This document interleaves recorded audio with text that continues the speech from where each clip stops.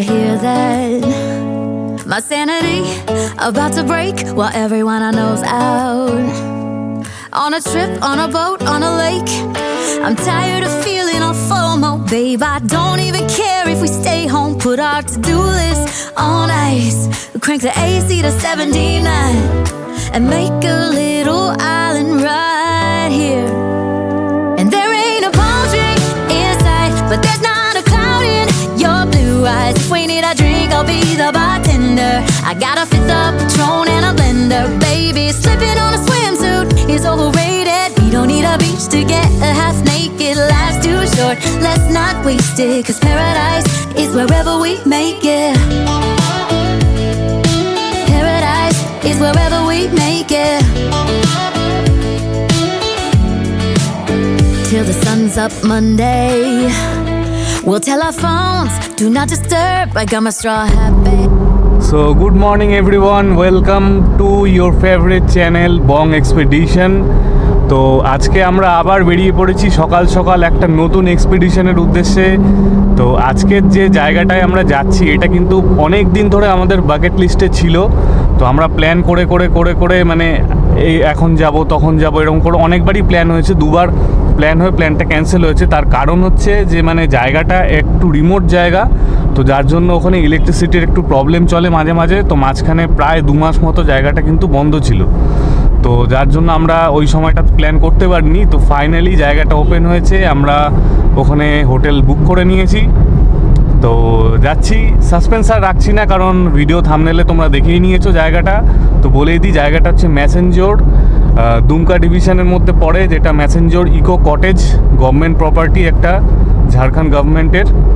তো সেটাই আমাদের অনেক দিন ধরে প্ল্যান ছিল। তো আমরা অফিসিয়ালি স্টার্ট করলাম, এখন বাজে হচ্ছে 8:25।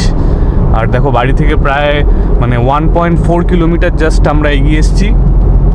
তো আজকে কিন্তু আমরা একটা নতুন রুট ট্রাই করব। তো রুটটা হচ্ছে দুর্গাপুর এক্সপ্রেসওয়ে দিয়ে। তো এই রুটটাতে আমরা অনেকবারই বাইকে করে ট্রাভেল করেছি, তো এই প্রথমবার নিজেদের গাড়ি নিয়ে আমরা ট্রাভেল করার কথা মানে এবার প্ল্যান করছি। তো আমার জন্য একটু নতুন, গাড়ির জন্যও নতুন। আর পাশে দেখো এই যে রয়েছে গার্গী, আমার ওয়াইফ। তো এবারও কিন্তু আমরা দুজন মিলেই ট্রাভেল করছি। রাইট নাও আমরা রয়েছি প্রায় ঈশ্বরগুপ্ত সেতুর কাছাকাছি। আমাদের রুটটা আজকে একটু এরকম, আমরা এখান থেকে মানে টুয়ার্ডস মগরার দিকে যাচ্ছি। ঈশ্বরগুপ্ত সেতুটা পেরিয়ে আমরা লেফট সাইডে নিয়ে নেব, মানে খানিকটা এগোনোর পরে লেফট সাইড নেব, মানে হচ্ছে ওল্ড দিল্লি রোড যেটাকে বলে সেটাকে কানেক্ট করব, করে আবার খানিকটা যাওয়ার পরে ওখান থেকে মানে হয়তো 3-4 কিলোমিটার এগোনোর পরে আমরা রাইট সাইড নিয়ে নেব। ভিতরের রাস্তা দিয়ে সোজা একদম NH2 দুর্গাপুর এক্সপ্রেসওয়ে আমরা কানেক্ট করব। তো এইটাই মোটামুটি আমাদের রুট আছে। তেল আমি কালকে ভরেই নিয়েছিলাম আগে থেকে, জিও থেকে। তো এখন সকালবেলা আজকে একটু বৃষ্টি বৃষ্টি হচ্ছে। তো এর আগে আমাদের কোনো রাইড কিন্তু বৃষ্টির মধ্যে হয়নি, তো আই থিঙ্ক এইবার আমাদের রাইডটা কিন্তু বৃষ্টির মধ্যেই হতে চলেছে। এই ব্রিজটা কি খুলে গেছে? মনে তো হচ্ছে ব্রিজটা খুলে গেছে। চলো দেখি ব্রিজটা, এই প্রথমবারের জন্য ব্রিজটা আমরা নেব। এর আগে আমরা এই ব্রিজটা কখনো করিনি। ইনাগুরেট হওয়ার পরে এই প্রথমবার আমরা উঠলাম এই ব্রিজটাতে। যখন দরকার হয় কল্যাণী আসার বা কাঁচাপাড়া আসার আমরা নিচ দিয়ে চলে আসি। তো এই প্রথমবার যাচ্ছি, বেশ ভালোই লাগছে। এর নিচেই কিন্তু হচ্ছে বুদ্ধ পার্ক, যেখান থেকে কাঁচাপাড়া এবং কল্যাণীর দুটো কানেক্টার চলে যাচ্ছে, ঠিক এর নিচেই আছে এই রাস্তাটা। আর সামনে দেখতেই পাচ্ছ ওই যে মানে ক্যামেরাতে যদি ক্যাপচার হয় যে নতুন যে ঈশ্বরগুপ্ত সেতু যেটা L&T বানাচ্ছে, তো সেটা কিন্তু ওখানে এখান থেকেই দেখা যাচ্ছে। তো ওটা মোটামুটি হয়তো আরও 1-1.5 বছর মতো সময় লাগবে, কারণ ওটাকে এমনভাবেই তৈরি করছে যাতে মানে এটা আমি শুনেছি যে ইঞ্জিনিয়ার যে আছে সে আমার পরিচিত একজন বন্ধু, তো সে বলছিল যে এটা মানে আর্থকোয়েক অবধি সহ্য করতে পারবে সেরকম টেকনোলজি দিয়ে এটা তৈরি করা হচ্ছে। দেখতেই পাচ্ছ এই যে এটা হচ্ছে নতুন ঈশ্বরগুপ্ত সেতু, আর আমরা রয়েছি এখন পুরনো সেতুটার ওপরে। তো এটা দেখো কী লেভেলে মানে কীরকম ইঞ্জিনিয়ারিং দিয়ে তৈরি হচ্ছে। এরকম টাইপের ব্রিজ আমার মনে হয় না আমাদের ইন্ডিয়াতে এর আগে হয়েছে, মানে ভি শেপের একটা পিলার দিয়ে তৈরি হচ্ছে। এটা যখন কমপ্লিট হয়ে যাবে তখন কিন্তু সেই লাগবে, মানে যাওয়াটাও খুব স্মুথ হয়ে যাবে এপাশে আসাটাও, আর প্লাস মানে এটা চালিয়েও এটা খুব সুন্দর লাগবে, ভালো দৃশ্যও দেখা যাবে। কারণ দুপাশটা কিন্তু ওপেন, এখানে যেরকম গার্ডরেল আছে ওটাতেও হয়তো থাকবে, কিন্তু মানে অনেকটাই ওপেন থাকবে যেহেতু পুরো চারিদিকটাই ফাঁকা। আমরা কিন্তু টুয়ার্ডস মগরার দিকে, এখান থেকে এই নতুন ব্রিজটা আমরা নেব, নিয়ে সোজা চলে যাব হচ্ছে আমরা ওল্ড দিল্লি রোড যেটা আছে সেটার দিকে। ওল্ড দিল্লি রোড থেকে খানিকটা এগোনোর পরে কিন্তু আমাদের একটা রাস্তা ডান দিকে কাটবে, তো সেইটা হয়ে আমরা কিন্তু চলে যাব টুয়ার্ডস NH2। তো এই রাস্তাটাও কিন্তু বেশ ভালোই, এর আগে আমরা ট্রাভেল করেছি এই রাস্তা দিয়ে বাইক নিয়ে, তো এই প্রথমবার নিজেদের গাড়ি নিয়ে যাচ্ছি।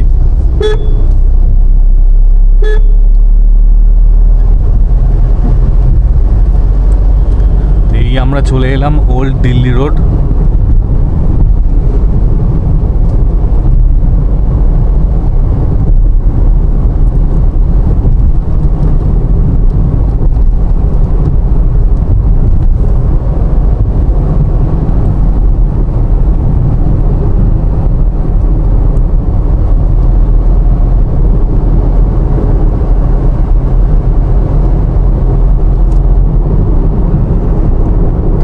দিন পর আসলাম এই রাস্তাটাতে, এখন কেমন আছে রাস্তার কন্ডিশন জানি না, আগে মোটামুটি খারাপ ছিল না, এখন অনেক দিন পর আসছি। তো যে জায়গাটায় আমরা যাচ্ছি আজকে ওটা কিন্তু টোটাল ডিস্টেন্স আমাদের বাড়ি থেকে প্রায় 240 কিলোমিটার মতো, কিন্তু রাস্তা মোটামুটি আমরা ফাঁকাই পাবো, যার জন্য সেরকম আমরা তাড়াতাড়ি বেরোইনি। প্লাস আমাদের চেক ইনের টাইম দেওয়া রয়েছে 2টো, তো 2টো না হলেও অ্যাটলিস্ট একটাতে আমাদের ঢুকতে হবে, তো সেরকমই আমরা হিসাব করে বেরোচ্ছি যাতে মোটামুটি 1টা নাগাদ গিয়ে 1টা বা 1:30 নাগাদ গিয়ে আমরা পৌঁছাই সেখানে। তো আমরা কিন্তু অলমোস্ট চলে এসেছি এই টার্নিংয়ে, যেখান থেকে আমাদের ওল্ড দিল্লি রোডটা ছেড়ে দেবো এবং ডান দিকে চলে যাব হচ্ছে তোমার NH2 এর দিকে।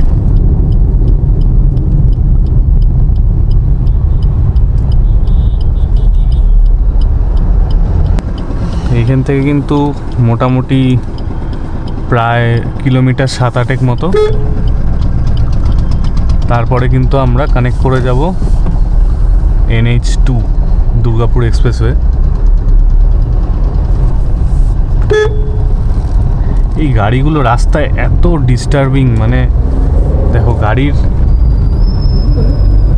যে আছে তার বাইরে মানে জিনিসটা বেরিয়ে আছে, সেইভাবে ও গাড়িটাকে নিয়ে মালপত্র লোড করে নিয়ে গাড়ি চালাচ্ছে।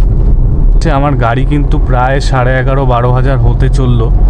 তো এই ফুল যে ট্রিপটা করব সেই ট্রিপটাতে কত টাকা তেল লেগেছে এবং টোটাল কীরকম মাইলেজ পেয়েছি সেটাও কিন্তু আমি শেয়ার করব তোমাদের সাথে। অনেকের একটা কোয়ারিজ থাকে যে দাদা অল্টো কেটেনে যে চালাচ্ছ সেটাতে কীরকম মাইলেজ পাচ্ছ, তো আমি প্রত্যেকবারই কিন্তু ট্রিপে মাইলেজ সম্বন্ধে বলি। আর আমি যেহেতু গাড়িটা নিয়ে প্রায় ডেলি অফিস যাতায়াত করি, 40 কিলোমিটার মতো আমার অফিস বাড়ি থেকে, তো প্রায় আমি কিন্তু 26-27 এরকম করে মাইলেজ পাই। মানে এসি চালিয়ে বা এসি না চালিয়ে হলে তো 27 মতো পেয়েই যাই, প্রায় এসি চালিয়ে হলে 25 থেকে 26 এরকম মাইলেজ পাই। তো যারা কিন্তু এখন এই সিচুয়েশানে গাড়ি ফাড়ি কিনবে ভাবছো এবং মাইলেজটা খুব মাথায় রাখছো, তারা কিন্তু কনসিডার করতেই পারো, কারণ এরকম কিন্তু মাইলেজ কিং মানে পাওয়া খুব মুশকিল। আর অনেকেই দেখছি এখন ভিডিও দিচ্ছে যে E20 ভরে মাইলেজ ড্রপ হচ্ছে বা কিছু হচ্ছে, কিন্তু আমার কিন্তু সেরকম কখনোই মনে হয়নি আমার গাড়িতে অ্যাটলিস্ট যে আমার মাইলেজ ড্রপ হচ্ছে E20 ভরে। আমার E20 কমপ্লায়েন্ট ইঞ্জিন, আমি E20 তেলই ভরি। তো তোমাদের যারা E20 নিয়ে একটু চিন্তায় আছো, যাদের 2023-এর আগের গাড়ি, তাদের জন্য বলবো যে তোমরা ট্রাই করো জিও বা নায়ারা থেকে পেট্রোল ভরাতে, কারণ XP100 ভরা সবসময় সবার পক্ষে সম্ভব নয়, কারণ 160 টাকা লিটার আর সব জায়গাতে অ্যাভেলেবেলও থাকে না। ওটা একদম পিওর অকটেন পেট্রোল, সেটা যদি ভরতে পারো তাহলে তো কোনো কথাই নেই, কিন্তু সেটা সবসময় অ্যাভেলেবেলও থাকে না, প্লাস ওটার রেটও অনেকটা হাই। তো চেষ্টা করো জিও থেকে বা নায়ারা থেকে পেট্রোল ভরতে, ওদের পেট্রোল কিন্তু যথেষ্ট ভালো, মানে ইথানল লেভেল কিন্তু অনেকটাই কম। তো গাড়ির পার্টস কিন্তু ভালোই থাকবে, তোমাদের ফুয়েল পাম্প ড্যামেজ হবে না। এটা নিয়ে অনেকের কনসার্ন আছে, এখন এটা একটা ট্রেন্ডিং টপিক। E20 ভরে মাইলেজ কমছে, সবাই এটার ওপরে ভিডিও করছে। তো আমিও কিছুটা আমার অভিজ্ঞতা আমি শেয়ার করলাম আমার দিক থেকে।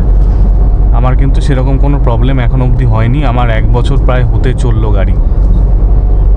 তো বন্ধুরা, আমরা চলে এলাম NH2 কানেক্টর।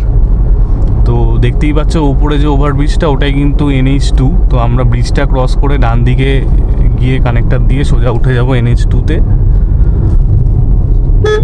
এই রাস্তাটা কিন্তু ওভারঅল ভালো, খারাপ না, কিন্তু প্রবলেম হচ্ছে যে রাস্তাটা একটু সরু, আর যদি তোমার আগে কোনো লরি বা কিছু পড়ে তাহলেই কিন্তু খুব মুশকিল, কারণ এখানে কিন্তু কাটিয়ে যাওয়ার কোনো অপশানস নেই।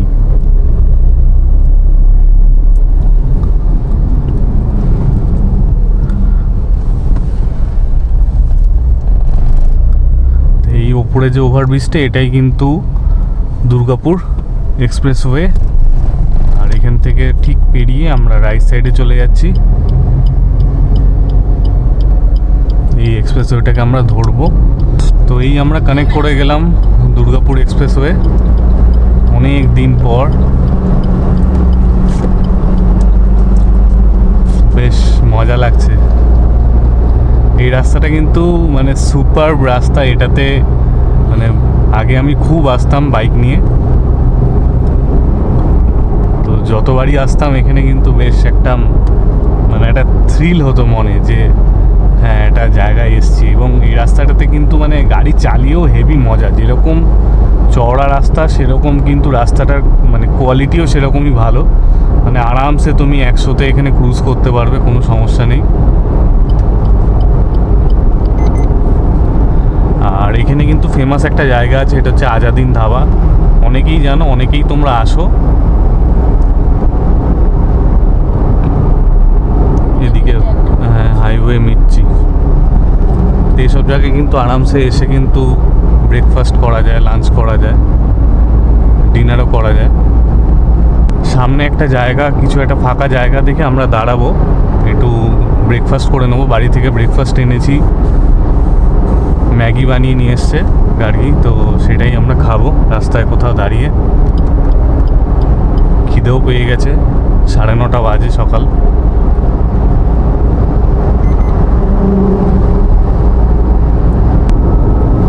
এইটাই তো মেন রাস্তা, লাদাখ যাও যেখানেই যাও এটাই তোমায় ধরতে হবে।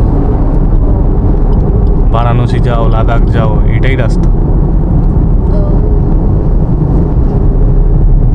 উত্তর ভারত যাওয়ার রাস্তা হচ্ছে এটা। এটা তো তৈরি করলো আরও নতুন করে, বুঝলে তো। এটা এতটা চওড়া ছিল না তো, আমরা যখন আগে আসতাম 2 লেন ছিল। এইটা এখান থেকে মানে কী বলে, কলকাতা থেকে বারাণসী অবধি এক্সপ্রেসওয়ে কাজ তো এটাই তো চলছে। 120 স্পিড লিমিট থাকবে। তো বন্ধুরা, এখন আমরা কিন্তু দাঁড়িয়ে আছি NH2 এর ওপরে। একটা খাওয়ার জাংশন রয়েছে, দেখতেই পাচ্ছ, ফুড এক্সপ্রেস বলে। মানে NH2টা জাস্ট আসার পরে, মানে অ্যাভেল করার পরে জাস্ট 3-4 কিলোমিটার এগোনোর পরে এটা কিন্তু পড়বে। তো এখানে কিন্তু আমরা বসে পড়েছি, 2টো চা নিয়েছি। আর গার্গি দেখো বাড়ি থেকে এই যে বানিয়ে এনেছে খাবার, ম্যাগি। তো এই ম্যাগি কিন্তু আমরা খাবো আর চা খাবো এবার। তো ওভারঅল রাইড কিন্তু আমাদের বেশ ভালোই চলছে। আমাদের এখনও এখান থেকে প্রায় 180 কিলোমিটার বা 190 কিলোমিটার মতো, 80 বা 90 এরকমই হবে এক্স্যাক্ট, এরকমই বাকি। ওয়েদার মোটামুটি ভালো, আজকে কিন্তু রোদ্দুর নেই, আজকে মোটামুটি একদম প্লেজেন্ট ওয়েদার আছে। আকাশে অনেক মেঘ আছে, বৃষ্টি সেরকমভাবে আমরা পাইনি, জাস্ট ওই ছিটে ফোঁটা একটু পেয়েছিলাম বাড়ি থেকে বেরোনোর পরে। তো এই যে চা, তো চলো চা খেয়ে নিই আর বাকি ড্রাইভটা কন্টিনিউ করছি, তখন তোমাদেরকে বলছি আবার। তো এই যে রাস্তাটা, এটা কিন্তু কলকাতা থেকে শুরু করে টুয়ার্ডস একদম বারাণসী অবধি একটা এক্সপ্রেসওয়ে এরকম তৈরি হচ্ছে, 3 লেন, 3-6 লেনের। তো এটা কিন্তু একটা ফাস্ট এক্সপ্রেসওয়ে। এখন কিন্তু 100 স্পিড লিমিট আছে এখানে। আমি 87-এ ড্রাইভ করছি। তো ইন ফিউচার এই রাস্তাটা যখন পুরো কমপ্লিট হয়ে যাবে তখন কিন্তু এখান থেকে বারাণসী যাওয়া কিন্তু একদম পিস অফ কেক হয়ে যাবে আর কি। মানে এখন যেটা সময় লাগে প্রায় 15-16 ঘন্টা প্রায় সময় লাগে এখান থেকে বারাণসী যেতে, তখন কিন্তু সেইটা টাইমটা কিন্তু প্রায় 10 ঘন্টায় নেমে আসবে। তখন এতটাই মানে স্মুথ হয়ে যাবে ব্যাপারটা, কারণ রাস্তাটার কন্ডিশন দেখতেই পাচ্ছ তোমরা, মানে A1 কন্ডিশন, সত্যি দুর্দান্ত করেছে রাস্তাটা। এটা আগে 2 লেনের ছিল, কিন্তু এখন এটা একটা লেন বাড়িয়ে আরও 3টে লেন হয়ে গেছে। তো সেই জন্য কিন্তু রাস্তাটার মানে রাস্তাটার যে যাওয়ার যে একটা এক্সপিরিয়েন্স গাড়ি চালিয়ে, মানে একদম স্মুথ চলছে, না সেরকম রোড নয়েজের লাগছে, না গাড়িতে সেরকম জার্ক ফিল হচ্ছে, কিচ্ছু না, একদম স্মুথ চলছে গাড়ি। মানে আরামসে তুমি ক্রুজে দিয়ে 90 বা 98 এরকম ক্রুজে সেট করো, করে বসে থাকো, সারাদিন চলতে থাকবে গাড়ি। তো চলে এলো আজকের দিনের ফার্স্ট টোল প্লাজা আমাদের। তো আমাদের অ্যানুয়াল পাস রয়েছে। তো আগের বার যখন আমরা নর্থ বেঙ্গল যাচ্ছিলাম তখনই আমরা অ্যানুয়াল পাস করিয়ে নিয়েছিলাম। তো এবার আর টোল নিয়ে অত চিন্তার কোনো কারণ নেই। এমনি আমার টোলে মোটামুটি 500 মতো রিচার্জ করা রয়েছে, প্লাস তো অ্যানুয়াল পাস আছে।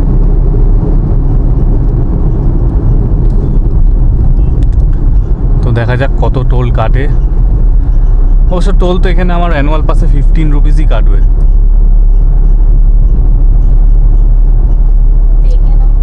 হ্যাঁ 15ই কাটবে এখানে, এটা ন্যাশনাল হাইওয়ে তো।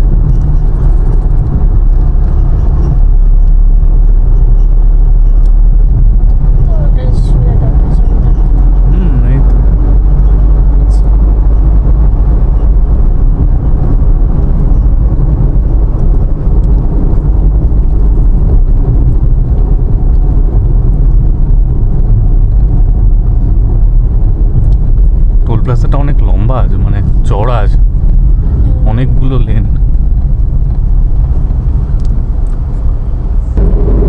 তো এই আমরা এখন শক্তিগড় পেরোচ্ছি, দেখতেই পাচ্ছ দু সাইডে কিন্তু ল্যাংচা হাউস, ল্যাংচা কুঠি, ল্যাংচা ভবন সব চালু হয়ে গেছে।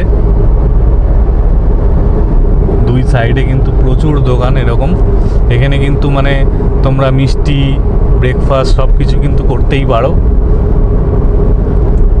এখানে কিন্তু খুব ফেমাস হচ্ছে ল্যাংচা। এখানে থেকে ল্যাংচা কিন্তু তোমরা মানে কিনে নিয়ে একবার ট্রাই করো খেয়ে।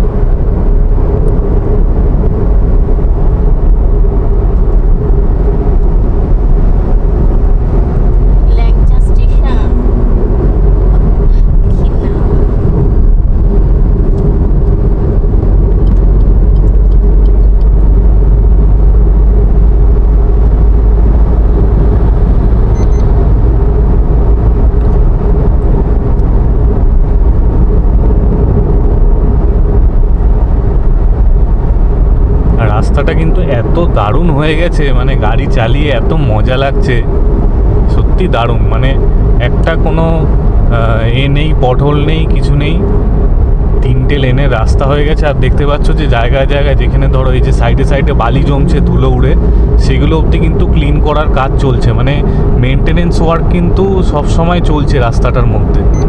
সুতরাং রাস্তাটা মানে কোয়ালিটি যথেষ্ট ভালো। এখন অবধি আমরা সিঙ্গেল একটাও ডাইভারশন পাইনি, পুরো ক্লিন রাস্তা এখন অবধি।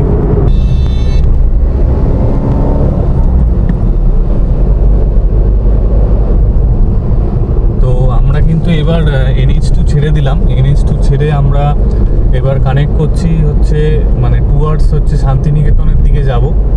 তো একটু আমরা ভুল করে ওপরে চলে গেছিলাম, উপরের রাস্তাটা মানে উপরের ফ্লাইওভারটা ধরে নিয়েছিলাম। তো 100 মিটার মতো আমি আবার ব্যাক করে এসে আবার এই নিচের রাস্তাটা কিন্তু ধরছি।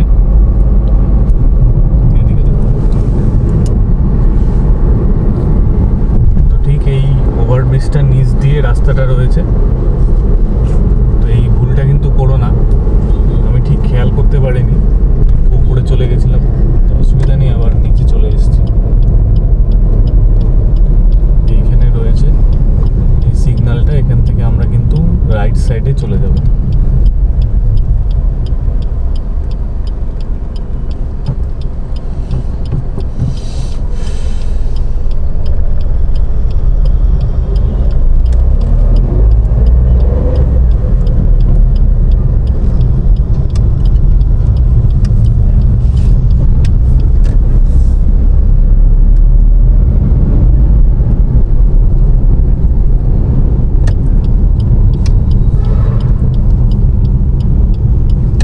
এর আগেও আমি এই রাস্তায় এসেছি এর আগে, কারণ এর আগে বলতে আমাদের এক বন্ধু আছে সৌরভদার বলে, ওর বাড়ি কিন্তু এই রাস্তাতেই।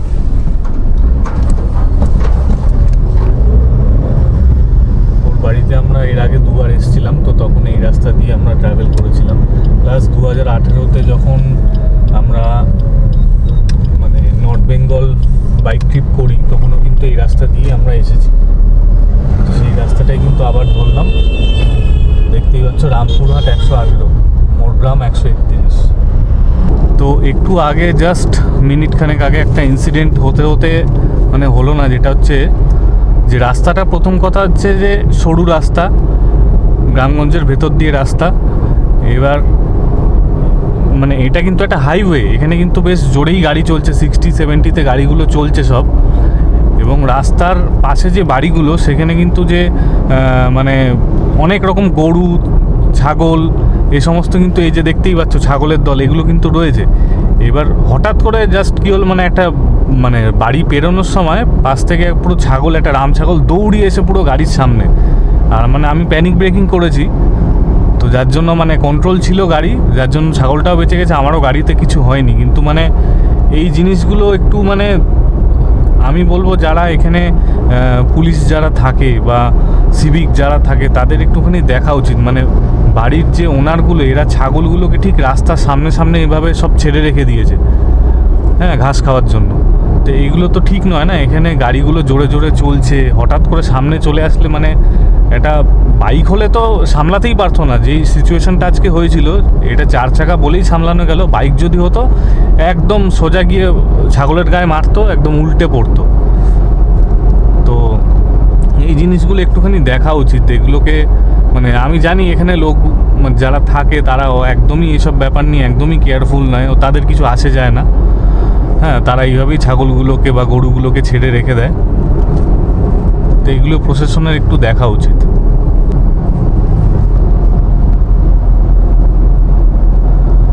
তো স্টেজটা জাস্ট দেখো, দুই পাশে মানে কিলোমিটারের পর কিলোমিটার সবুজ পুরো ধান ক্ষেত, রাস্তা দিয়ে মানে মাঝখান দিয়ে রাস্তা, এত দুর্দান্ত লাগছে মানে গাড়ি চালাতে। আমি একটু আস্তেই করে দিলাম এখানে, যে জায়গাটা একটু ফিল নিয়ে দেখি।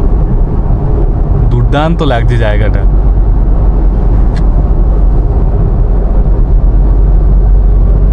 জাস্ট দেখো কি সুন্দর জায়গাটা।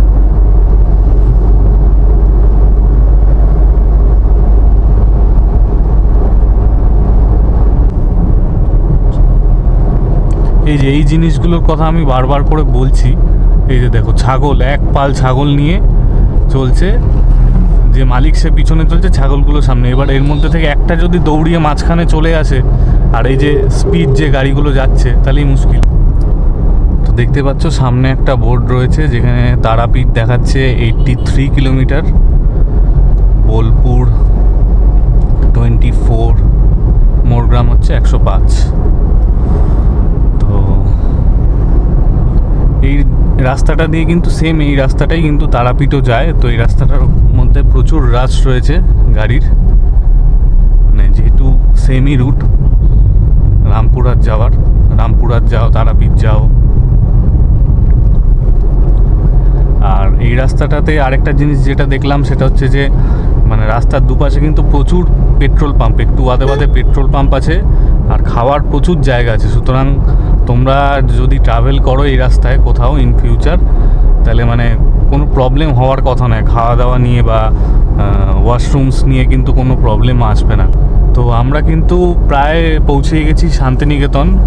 বোলপুর আর 1 কিলোমিটার লেখা আছে। তো ভিতরেরই রাস্তা, মোটামুটি পাকাই রাস্তা, কোনো সমস্যা নেই। প্লাস কি এই রাস্তাটাতে মানে পিছনে দেখলাম নো এন্ট্রি বোর্ড লাগানো ছিল, মানে বড় গাড়ির জন্য, ডাম্পারের জন্য। এমনি কিন্তু দেখতেই পাচ্ছ অনেক রিসর্টও কিন্তু স্টার্ট হয়ে গেছে, রিসর্ট, খাবারের দোকান, এসব কিন্তু রয়েছে এখানে।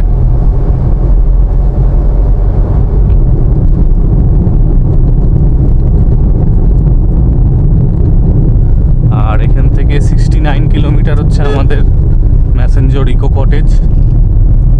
আমরা ইতিমধ্যে ফোনও করেছিলাম সেখানে, অ্যাকচুয়ালি দুপুরে খাওয়ার জন্য। তো ওরা বললো যে কোনো অসুবিধা নেই, ওখানে গিয়ে খাবার পাওয়া যাবে, লাঞ্চ। মানে যেহেতু আমাদের যেতে একটু টাইম লাগছে, প্রায় 2টো বেজে যাবে, সেজন্য ফোন করেছিলাম ওখানে যে খাবারটা কি করবো আর কি, মানে বাইরে খেয়ে যাবো নাকি ওখানে গিয়ে পাওয়া যাবে। তো এই আমরা শান্তিনিকেতনের ভেতর দিয়ে যাচ্ছি, মানে শান্তিনিকেতনটা পেরোচ্ছি আর কি, বোলপুর শান্তিনিকেতন। আর দুপাশে কিন্তু বেশ জঙ্গলের রাস্তা, এখানে দেখতেই পাচ্ছ। কালকে আমি দেখছিলাম কি জায়গাটা কি, বল্লভপুর ওয়াইল্ড লাইফ স্যাংচুয়ারি বলে একটা জায়গা আছে, এটাই সম্ভবত সেটা।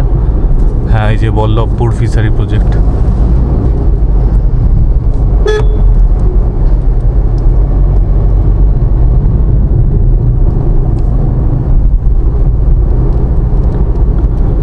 তো এই জায়গাটা কিন্তু সেই মানে খানিকটা ওই ডুয়ার্স বা জয়পুরের মতো একটা ভাইব এখানে কিন্তু আছে।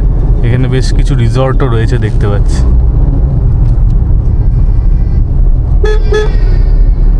তবে রাস্তাটা একদমই সরু এবং বাসগুলো বা ট্রাকগুলো যেভাবে যাচ্ছে একটু কিন্তু বুঝে গাড়ি চালাতে হবে, না হলে মুশকিল আছে।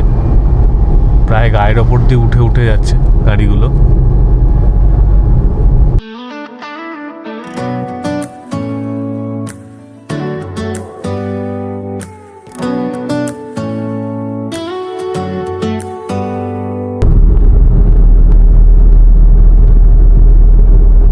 দেখতেই পাচ্ছ আমাদের ঠিক রাইট সাইডে কিন্তু বেশ বড় একটা পাহাড় রয়েছে, আমি দেখাচ্ছি। আর লেফট সাইডে কিন্তু বেশ অনেকগুলো পাহাড়ের রেঞ্জ, মানে মেঘে ঢাকা। এটা তো অনেকটাই পরিষ্কার। তো এই দেখো, এইখানে আমরা রাস্তায় যেতে যেতে আর 5 কিলোমিটার বাকি, আমরা একটু দাঁড়িয়ে পড়লাম। কি সুন্দর চারিদিকে পাহাড়, খেজুর গাছ, পুরো ফাঁকা মাঠ, দারুণ লাগছে, দুর্দান্ত লাগছে। ওই জন্য একটু দাঁড়িয়ে ভাবলাম একটু ভিডিও বানিয়েই নিই।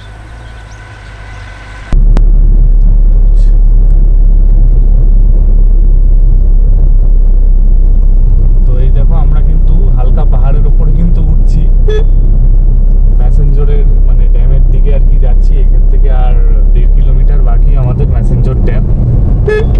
এই হচ্ছে আমাদের সেকেন্ড বার পাহাড়ের এক্সপিরিয়েন্স হচ্ছে কিন্তু।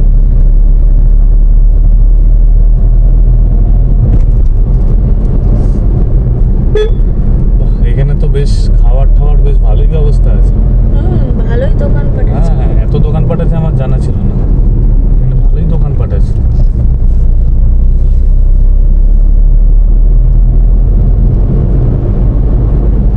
এই দেখো, আই লাভ ম্যাসেঞ্জর ড্যাম লেখাই আছে, আর এই যে লেফট সাইডে হচ্ছে ড্যামটা।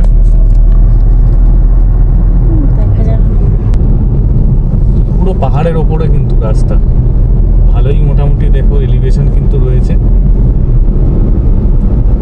আমরা ড্রাইভ করছি, আমরা বুঝতে পারছি এলিভেশন কিন্তু ভালোই আছে। তো যাদের পাহাড়ে ড্রাইভিংয়ের এক্সপিরিয়েন্স করতে চাইছো প্রথমবার, এই দেখো কীরকম নিচে চলে গেছে রাস্তাটা আবার। তো তারা কিন্তু এসব জায়গায় এসে কিন্তু হাত পাকা করতেই পারো। এবার আমরা লেফট সাইডে চলে যাব, ম্যাসেঞ্জর ইকো কটেজ। দেখো লেখাই আছে রাস্তায় ইকো কটেজ। তো আমাদের এখানে বুকিং আইডিটা একবার দেখাতে হবে, তারপর আমরা চলে যেতে পারবো। এই ঢুকে গেলাম ইকো কটেজ, জঙ্গলের ভেতর দিয়ে।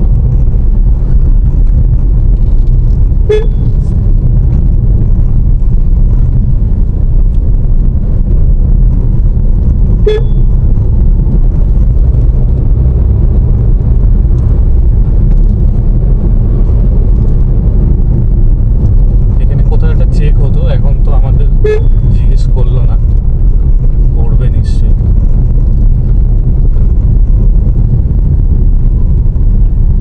এইটা এই রাস্তাটা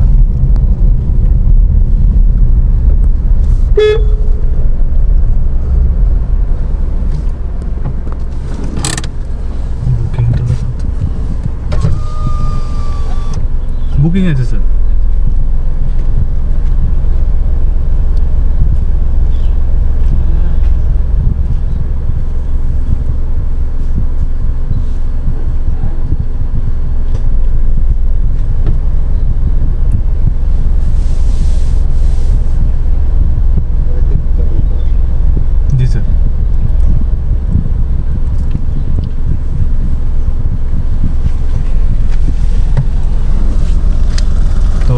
দেখতেই পাচ্ছ এখানে কিন্তু তোমাদের বুকিং আইডি চেক হবে। বুকিং যদি কারো করা না থাকে তাহলে কিন্তু এখানে তোমরা ঢুকতে পারবে না।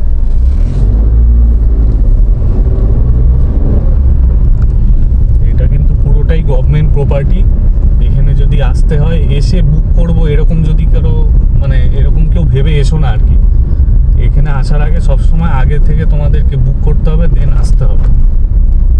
প্রপার্টিটাই কিন্তু গভর্নমেন্ট প্রপার্টি, তো সেইভাবেই এই করে মানে ফোনেও কিন্তু বুক করতে পারবে না। ফোন করে বলে দিলে রুম রেখে দাও, সেটাও হবে না। তোমাকে এদের ওয়েবসাইট আছে, দেখো স্ক্রিনে ফ্ল্যাশ হচ্ছে, তো সেই ওয়েবসাইট দেখো, দেখে কিন্তু তোমরা এখানে বুক করবে। তো এই দেখো কটেজগুলো এতদিন আমরা দেখেছিলাম, মানে টিভিতে দেখতাম আর কি। তো এই জাস্ট এসে আমরা